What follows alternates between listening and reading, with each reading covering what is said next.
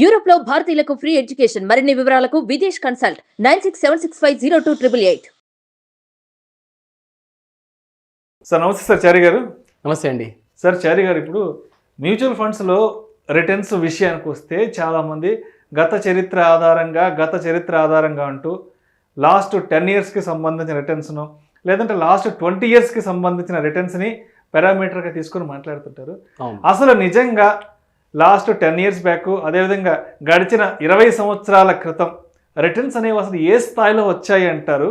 అదేవిధంగా ఈ రిటర్న్స్ భవిష్యత్తులో కూడా కొనసాగే అవకాశం ఉందంటారా నెక్స్ట్ డెకేడ్కి కూడా? అంటే వచ్చాయండి రిటర్న్స్. మ్యూచువల్ ఫండ్స్లో వచ్చిన రిటర్న్స్ మనకు క్లియర్గా కనిపిస్తున్నాయి, కళ్ళ ముందు కనిపిస్తున్నాయి. కొన్ని ఫండ్స్ అయితే 20 ఇయర్స్ బ్యాక్ స్టార్ట్ అయిన ఫండ్స్ అయితే మ్యూచువల్ ఫండ్ ఎస్ఐపిలో ఎవ్రీ మంత్ 2,000 రూపీస్ ఇన్వెస్ట్ చేసుకుంటూ వస్తే 2,000 రూపీస్ ఇంటూ 20 ఇయర్స్ అంటే 4,80,000 ఇన్వెస్ట్ చేస్తే ఆ 4,80,000 రూపీస్ ₹1,00,00,000 అయిన ఫండ్స్ కూడా చాలా ఉన్నాయి, చాలా సిచ్యువేషన్స్ కూడా ఉన్నాయి. గత 20-25 ఇయర్స్ నుంచి మనకి అప్పటి నుంచి ఉన్న మ్యూచువల్ ఫండ్స్ అన్నీ కూడా దాదాపు చాలా మంచి రిటర్న్స్ అంటే 15, 20, 18, 22% కన్సిస్టెంట్గా రిటర్న్స్ ఇచ్చిన ఫండ్స్ కూడా ఉన్నాయి మ్యూచువల్ ఫండ్ ఎస్ఐపిస్లో. ఇదైతే మనకి క్లియర్గా కళ్ళ ముందు కనిపిస్తుంది. సో జనరల్గా మీకు కానీ, అంటే ఇప్పుడు మీరు అడిగిన క్వశ్చన్ కానీ, అంటే వ్యూయర్స్ కానీ ఉన్న క్వశ్చన్ ఏంటంటే, ఓకే 20 ఇయర్స్లో మార్కెట్ పెరిగింది, ఇండియా గ్రో అయింది, మంచి రిటర్న్స్ వచ్చాయి, బాగుంది అని అందరికీ ఉంది. కానీ క్వశ్చన్ ఏంటంటే నెక్స్ట్ 20 ఇయర్స్ కూడా ఇలాగే వస్తాయా, నెక్స్ట్ 10 ఇయర్స్ కూడా ఇలాగే వస్తాయా అనేది క్వశ్చన్. ఓకే, మ్యూచువల్ ఫండ్స్ని అర్థం చేసుకునేటప్పుడు ఒక చిన్న లాజిక్ అర్థం చేసుకోవాలి మనం. ఓకే, ఈ ప్రాసెస్ ఏంటి, లాస్ట్ 20 ఇయర్స్లో అసలు ఎలా వచ్చాయి రిటర్న్స్? ఫర్ ఎగ్జాంపుల్, మనకి మీరు మ్యూచువల్ ఫండ్ కంపెనీలో డబ్బులు పెట్టారు, పలానా ఫండ్ ఉంది అందులో డబ్బులు పెట్టారు. ఓకే, ఆ డబ్బులకి మ్యూచువల్ ఫండ్ కంపెనీ అలా పెట్టుకొని మనకి రిటర్న్స్ ఆకాశం నుంచి డైరెక్ట్గా ఓడిపడలేదు, దానికంటే ఒక ప్రాసెస్ ఉంది. ఏం చేస్తారు, మీరు మ్యూచువల్ ఫండ్స్కి డబ్బులు ఇవ్వగానే ఏమవుతుంది, ఏం చేస్తారు వాళ్ళ డబ్బుల్ని డిఫరెంట్ స్టాక్స్లో అంటే కంపెనీస్లో ఇన్వెస్ట్ చేస్తున్నారు. ఇప్పుడు నథింగ్ బట్ ఏంటంటే లాస్ట్ 20 ఇయర్స్లో ఈ కంపెనీస్ అన్ని రిటర్న్స్ జనరేట్ చేయడం వల్ల దానికి ఆ కంపెనీస్ అన్నిటికీ లాభాలు రావడం వల్ల ఈ మ్యూచువల్ ఫండ్కి లాభాలు వచ్చాయి, అంతే కదా. సో అది ఇన్వెస్టర్స్కి ఇచ్చారు. వెరీ సింపుల్, ఇందులో రాకెట్ సైన్స్ అలాంటిది ఏం లేదండి. Okay, very simple formula. మనం మ్యూచువల్ ఫండ్కి డబ్బులు ఇచ్చాము, మ్యూచువల్ ఫండ్ కంపెనీస్ వాళ్ళ ఫండ్ మేనేజర్స్ అన్ని ఆ స్టాక్స్లో పెట్టారు, ఆ పర్టికులర్ కంపెనీస్ అన్ని గ్రో అయ్యాయి కాబట్టి మనకు రిటర్న్స్ వచ్చాయి. మనం ఏం చూడాలి, నెక్స్ట్ 20 ఇయర్స్లో రిటర్న్స్ వస్తాయా లేదా అనడానికి మనం చూడాల్సింది ఏంటంటే, ఈ కంపెనీస్ ఏవైతే ఉన్నాయో లాస్ట్ 20 ఇయర్స్లో రిటర్న్స్ ఇచ్చిన కంపెనీస్, నెక్స్ట్ 20 ఇయర్స్లో రిటర్న్స్ ఇచ్చే కంపెనీస్. ఓకే, లాస్ట్ 20 ఇయర్స్లో రిటర్న్స్ ఇచ్చిన కంపెనీస్ ఓకే, అది పక్కన పెట్టేసేయండి. నెక్స్ట్ 20 ఇయర్స్లో రిటర్న్స్ ఇవ్వాలి అనుకుంటే కనుక ఈ కంపెనీస్కి అన్నిటికీ ఎంత స్కోప్ ఉంది అనేది మనం చూడాలి. ఓకే, ఈ కంపెనీస్కి రిటర్న్స్ ఎట్లా గ్రో అవుతాయి అంటే, మనము కన్జంప్షన్ అనేది ఇంక్రీజ్ అవుతూ ఉండాలి. ఈ కంపెనీస్కి ప్రాఫిట్స్ ఎట్లా జనరేట్ అవుతుందంటే కన్జంప్షన్ అనేది ఇంక్రీజ్ అవ్వాలి. ఓకే, మీరు అది సూపర్ మార్కెట్ అనుకోండి, పెట్రోల్ డీజిల్ కంపెనీస్ అనుకోండి, ఆటోమొబైల్ కంపెనీ అనుకోండి, ఫార్మా కంపెనీ అనుకోండి, ఇంకా ఏ కంపెనీ అని అనుకోండి, అది ఎఫ్ఎంసీజీ కంపెనీ అనుకోండి, ఏదైనా సరే ఆ పర్టికులర్ కంపెనీకి కన్జంప్షన్ ఇంక్రీజ్ అవుతే వాళ్ళకి ప్రాఫిట్స్ వస్తే ఆ ప్రాఫిట్సే మనకి మ్యూచువల్ ఫండ్స్లో రిటర్న్ లాగా వస్తాయి. ఓకే, ఇప్పుడు నేను కొంచెం డేటా చెప్తాను మీకు. ఈ డేటా మనకి మన ఇండియా మీద మనం చేసుకున్న డేటా కాదు. ప్రతి ఫారినర్, ప్రతి కంట్రీ ఇండియా మీద రీసెర్చ్ చేసి, బాబు నెక్స్ట్ 10 ఇయర్స్లో 15 ఇయర్స్లో మీ ఇండియా ఇలా ఉండబోతుంది, మీ జీడిపి గ్రోత్ ఇలా ఉండబోతుంది అని వాళ్ళు చేసి రీసెర్చ్ చేసి పెద్ద పెద్ద థర్డ్ పార్టీ కంపెనీస్ మన మీద రాసిన ఆర్టికల్స్ ఇవన్నీ. ఓకే, లాస్ట్ 20 ఇయర్స్లో మనం ఎంత స్పీడ్గా గ్రో అయ్యామనేది మన కళ్ళ ముందు కనిపిస్తుంది. నెక్స్ట్ 20 ఇయర్స్ నుంచి వాళ్ళ డేటా ఏం చెప్తుంది అంటే, ఇండియన్ మార్కెట్ని 3 కాంపోనెంట్స్ రన్ చేయబోతున్నాయండి. Component number 1, youth, young and energetic and skilled labour India నుంచి వస్తున్నారు. ప్రతి కంట్రీ నుంచి, ఫర్ ఎగ్జాంపుల్ యుఎస్ ఉందనుకోండి, ప్రతి కంట్రీ నుంచి ఒక్కొక్కటి తీసుకుంటుంది. చైనా నుంచి ఒక ఎలక్ట్రానిక్స్ అనుకోండి, జపాన్ నుంచి ఒక ఎలక్ట్రానిక్స్ అనుకోండి, చైనా నుంచి ఒక ఇంపోర్ట్స్ ఎక్స్పోర్ట్స్ ఏదైనా ఒక ప్రోడక్ట్స్ తీసుకుంటారు. అట్లా ఇండియా నుంచి మన బ్రెయిన్స్ తీసుకుంటున్నారు, సో స్కిల్డ్ లేబర్ నుంచి తీసుకుంటున్నారు. ఓకే, ఇండియన్ యూత్ పాపులేషన్ విషయానికి వస్తే 40 crores, మనకు ఉన్నది 140 crore పాపులేషన్లో 40 crore యూత్ పాపులేషన్ ఉంది మన దగ్గర. ఇట్స్ ఎ హ్యూజ్ నెంబర్ అండి. అంటే what data is saying is next 5 to 10 ఇయర్స్లో ఇందులో నుంచి at least 10 to 15 crores and 5 years వరకు 10 to 15 crores, మిగతా 10 yearsలో కంప్లీట్గా ఈ 40 crores కంప్లీట్గా వర్కింగ్ స్టేజ్లోకి వచ్చే ఛాన్సెస్ ఉన్నాయి, కంప్లీట్గా వర్కింగ్ స్టేజ్లోకి వస్తాయి.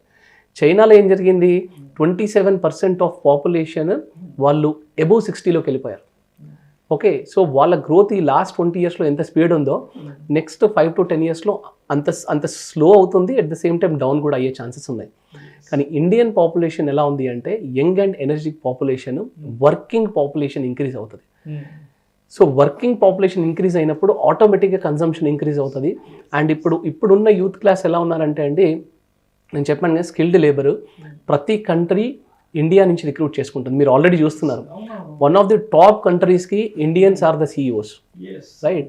నెక్స్ట్ రాబోతున్న యూత్ కూడా ప్రతి కంట్రీలో, ఇప్పుడు ఓన్లీ మీరు యూఎస్లో చూస్తున్నారు, కానీ నెక్స్ట్ రాబోతున్న 5 to 10 ఇయర్స్లో మీరు మంచి కంట్రీస్లో మంచి కంపెనీస్కి ఇండియన్ CEOs అయ్యే ఛాన్సెస్ చాలా ఎక్కువ చూడబోతున్నాం మనం. Okay, so youth population are going to run the show for the next 15-20 years. Second component ఏంటంటే female working population. 20 years back మీరు ఫీమేల్ వర్కింగ్ పాపులేషన్ని ఎక్కడో ఏదో గవర్నమెంట్ స్కూల్లో లెక్చరర్ లాగానో లేదా ఏదైనా గవర్నమెంట్ కంపెనీస్లో ఎక్కడనో వర్క్ చేయడం మాత్రమే చూశారు. అన్ని కంట్రీస్కి ఫీమేల్ వర్కింగ్ పాపులేషన్ అనేది ఎప్పటి నుంచో ఉంది, కానీ మన కంట్రీకి మాత్రం ఈ లాస్ట్ 10 to 15 years నుంచి సిగ్నిఫికెంట్ ఇంక్రీజ్ అయింది మన దాంట్లో. ఓకే, సో ఇప్పుడు మీరు చూడండి, చాలా ఫ్యామిలీస్లో వైఫ్ అండ్ హస్బెండ్ ఇద్దరు వర్కింగ్ ఉన్నారు. మీరు ఇదే 15-20 years బ్యాక్ మీకు అది కనిపించలేదు. Okay, so female working population component ఇస్తే మనకు ఒక నెక్స్ట్ జంప్ తీసుకునే లాంటిది అనమాట. అంటే వైఫ్ అండ్ హస్బెండ్ వర్క్ చేస్తుంటే ఇద్దరికి తలా ₹1,00,000 వస్తున్నాయంటే ₹1,00,000 కంప్లీట్గా కన్సంప్షన్కి వెళ్ళిపోతుంది. ఓ మంచి కార్ కొనుక్కోవడం, మంచి ఇల్లు కొనుక్కోవడం ఇది. ఓకే, అండ్ థర్డ్ కాంపోనెంట్ వచ్చేసి standard of living of middle class. So middle class వాళ్ళు మన మార్కెట్ని రన్ చేయబోతున్నారు నెక్స్ట్ 15-20 years. ఎందుకంటే మనకి ఎక్కువ కన్జంప్షన్ మిడిల్ క్లాస్ నుంచే ఎక్కువ అవుతుంది, అండ్ మిడిల్ క్లాస్ పాపులేషన్ మన దగ్గర చాలా ఎక్కువ ఉంది. ఓకే, సో మనకి పూర్ నుండి స్లోగా మిడిల్కి వస్తున్నారు. మిడిల్ వాళ్ళందరూ నెక్స్ట్ 10 to 15 yearsలో మీరు రీచ్ అవుతారు. మీరు చూడండి, కావాలంటే లాస్ట్ 15 years బ్యాక్ మీరు చూస్తే ఒక 2-wheeler కొంటే వాళ్ళు ఒక చిన్నపాటి పార్టీ లాగా చేసుకునేవాళ్ళు. ఓకే, 2-wheelerకి టీవీ కొన్నా, ఫ్రిడ్జ్ కొన్నా, ఇంకేదైనా. ఇవాళ చూడండి, చాలా మంది ఇండ్లలో కారు ఇట్స్ అ కామన్ అయిపోయింది. ఓకే, టీవీ కన్సంప్షన్ అనేది ఎలా అయిపోయిందంటే, ఇప్పుడు బజాజ్ ఎలక్ట్రానిక్స్కి వెళ్ళిపోయి ఒకప్పుడు అంటే సపోజ్ టీవీ కొనాలంటే ఒక ₹60,000 తీసుకెళ్ళి వాళ్ళకి ఇస్తే టీవీ ఇచ్చేవాళ్ళు. ఇవాళ ఏంటంటే బజాజ్ ఎలక్ట్రానిక్స్లోకి, ఏ రిలయన్స్ డిజిటల్లోకి వెళ్తే మీరు టీవీ, ఫ్రిడ్జ్, వాషింగ్ మిషన్ ఇవన్నీ కలిపి ఒక ₹1 కూడా వాడికి కట్టకుండా మనం తీసేసుకోవచ్చు. నెక్స్ట్ మంత్ నుంచి EMI స్టార్ట్ అవుతుంది, అది ఈజీగా కట్టేసుకుంటున్నారు. So the standard of living of middle class is significantly increased. మీకు ఎగ్జాంపుల్ చెప్తాను, ఈ ఎగ్జాంపుల్తో మీకు ఇంకా క్లియర్గా అర్థమవుతుంది. ఓకే, మీకు రోడ్ సైడ్లో ఒక ఫిల్టర్ కాఫీ ఉందనుకోండి, అది ఎంత కాస్ట్ అవుతుందండి? ఎంత ఉంటుంది? ఒక ₹20-30. ₹20. అదే కాఫీని తీసుకెళ్ళి కాఫీ డేలో పెడితే ఎంత ఉంటుంది? ఇంకా 250, 280, 300. ఓకే, అదే కాఫీని తీసుకెళ్ళి జూబ్లీ హిల్స్లో బరిస్టా కేఫ్లో పెడితే ఎలా ఉంటుంది? ఎంత ఉంటుంది కాస్ట్? 500, 600 ఉంటుంది కదా. ఇప్పుడు ఫ్రాంక్గా చెప్పండి, ఏ కాఫీ టేస్ట్గా ఉంటుంది మీకు ఈ మూడిట్లో? అంటే మనస్ఫూర్తిగా చెప్పాలంటే రోడ్ సైడ్ కాఫీ టేస్ట్గా ఉంటుంది, రైట్? ఇదే కాఫీని అక్కడక్కడ పెట్టి ఎందుకు ఇంత కాస్ట్ పెడుతున్నారు? ఎందుకంటే ద స్టాండర్డ్ ఆఫ్ లివింగ్, నేను బరిస్టా కేఫ్లో జూబ్లీ హిల్స్లో కూర్చొని కాఫీ తాగుతున్నాను అని ఇన్స్టాగ్రామ్లో, ఫేస్బుక్లో వాటిలో పెట్టుకుంటే స్టేటస్ సింబల్గా జరుగుతుంది అనమాట. ఇక్కడైనా కాఫీ, అక్కడైనా కాఫీ. అట్లా మీరు చూడండి, మిడిల్ క్లాస్ రేంజ్ అనేది ఆల్రెడీ ఎంత డెవలప్ అయింది, ఇంకా డెవలప్ అవ్వడానికి మనకి ఎంత స్కోప్ ఉంది. ఓకే, ఫర్ ఎగ్జాంపుల్ అమెజాన్ లాంటి కంపెనీస్ తీసుకోండి, మెట్రో సిటీస్లో మాత్రమే ఇప్పటివరకు స్ప్రెడ్ అయ్యాయి. ఎందుకు ఈ అమెజాన్ కానివ్వండి, వేరే అదర్ కంపెనీస్, జియో లాంటి కంపెనీస్ ఇవన్నీ కూడా వచ్చి ఇండియన్ మార్కెట్స్లోకి ఎందుకు ఇంత స్ప్రెడ్ అవుతున్నాయంటే, అన్క్యాప్చర్డ్ మార్కెట్ అప్రాక్సిమేట్లీ ఇంకా 70-80% వరకు ఉందండి. అన్క్యాప్చర్డ్ మార్కెట్ ఓన్లీ రూరల్స్, ఓన్లీ మెట్రో సిటీస్లో మాత్రమే ఈ మార్కెట్స్ అంతా క్యాప్చర్ అయిపోయాయి. సో నెక్స్ట్ 15-20 ఇయర్స్లో you will see significant change అండి ఇండియాలో.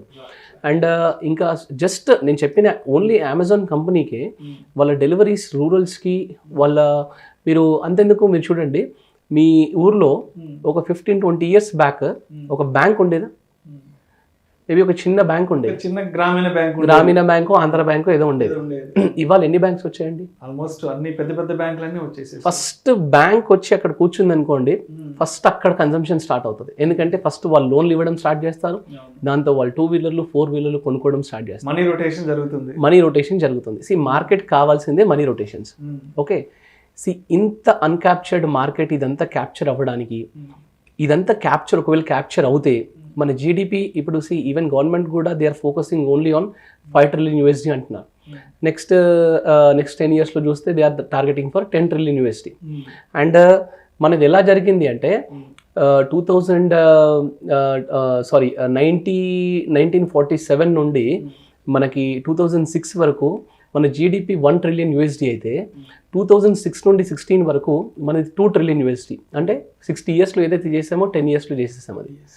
మళ్ళీ 2006 నుండి జస్ట్ 16 నుండి ఇప్పటి వరకు 3.2లో మనం ఉన్నాం. అంటే మార్కెట్ వెళ్తున్న స్పీడ్ ఎలాగైతే ఉందో ఫస్ట్ 1 trillion అంత టైం పట్టింది, బట్ సెకండ్ 1 trillion అంత టైం పట్టలేదు, థర్డ్ దానికి అంత టైం పట్టలేదు. నెక్స్ట్ 2-3 trillion ఇంకో 10 trillion వరకు కూడా మనకు అంత టైం పట్టదు. నెక్స్ట్ 10 yearsలో మీరు ఇది మీకు క్లియర్గా కనిపించేస్తుంది. అంటే ఇవన్నీ గ్రో అవుతున్నాయి అంటే, ఈ కంపెనీస్ అన్ని ఇంక్రీజ్ అవుతున్నాయి అంటే మ్యూచువల్ ఫండ్స్ అలాంటి రిటర్న్స్ మనకి ఇస్తూనే ఉంటాయి. ఇన్ఫ్యాక్ట్ మీరు లాస్ట్ 20 years కంటే మేబీ నెక్స్ట్ 10 yearsలో నెక్స్ట్ 20 yearsలో అంతకంటే ఎక్కువ రిటర్న్స్ కూడా ఎక్స్పెక్ట్ చేయొచ్చు.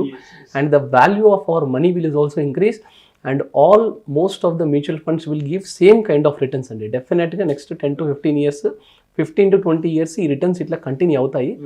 ఒక్కటే జాగ్రత్త మనం తీసుకోవాల్సింది ఏంటంటే మంచి ఫండ్ సెలెక్షన్, ఒక మంచి అడ్వైజర్ని పెట్టుకొని, ఒక మంచి మ్యూచువల్ ఫండ్ డిస్ట్రిబ్యూటర్ అడ్వైస్ తీసుకొని దాన్ని రెగ్యులర్గా కన్సిస్టెంట్గా రిటర్న్స్ ఇచ్చే ఫండ్స్ని సెలెక్ట్ చేసుకొని ఇన్వెస్ట్ చేసుకోవడం చాలా మంచిదండి. రిటర్న్స్ అయితే ఖచ్చితంగా డెఫినెట్గా వస్తాయి. Thank you sir, thank you so much Chari garu. Thanks అండి.